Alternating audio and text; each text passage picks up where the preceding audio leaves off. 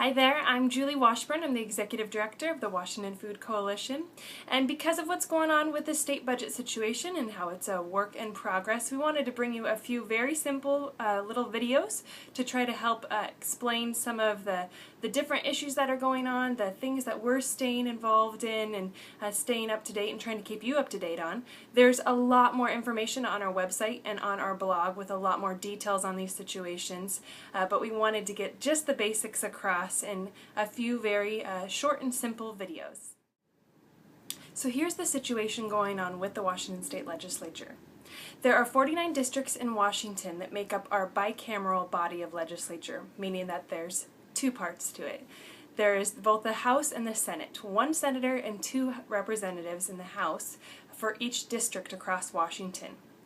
Normally, in the odd years, like 2011, it's a budget year, and the even years, like 2012, is a policy year.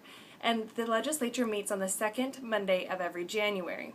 This year, though, the legislature was called back for a special session that started on November 28th in order to fix a budget shortfall that the state was experiencing. So this was a $2 billion shortfall that they came together on this special session called by the governor in order to try to fix.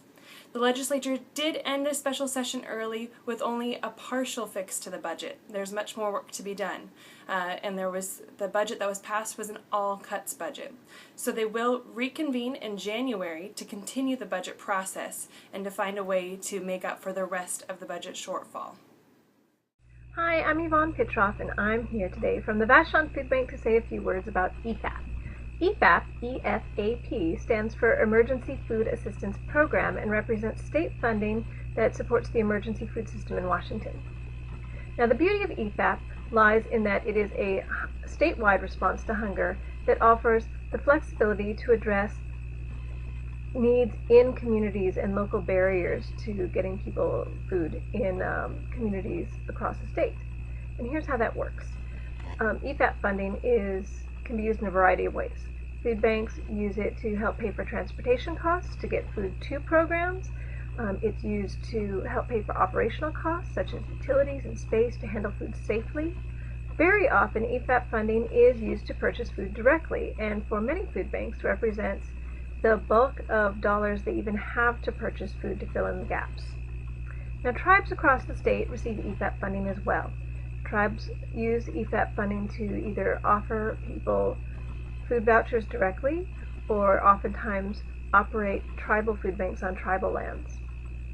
Now, since the beginning of the recession in 2008, food banks across the state have seen a 32% increase in demand for services. Meanwhile, food donations are down. Last fiscal year, food donations were down about 16 million pounds of food to an equated lost value of $24 million. Now, miraculously, food banks have made up for that so far. Last year, they actually were able to hand out 2 million pounds of food more than the previous year. Now, how we do that is by getting really creative and miraculously operating more efficiently than ever before. We've purchased much more food than ever before to make in the gaps. We've started growing our own food in some cases. We're doing everything we can. But what we are finding is with this trend, our capacities are being reached. We're reaching our limit, and that there's only so much that we can do. So going into the 2012 legislative session, our request is to protect funding for the Washington State Department of Agriculture Food Assistance Programs, and namely the EFAP program. It's very important funding that supports one of the most basic needs of people in our state. And that's a few words about EFAP. Thanks. Hi, I'm Christina Wong, Public Policy Manager for Northwest Harvest, here to talk about the State Food Assistance Program. State Food Assistance is Washington's food stamp program for legal immigrants who don't otherwise qualify for federal food stamps.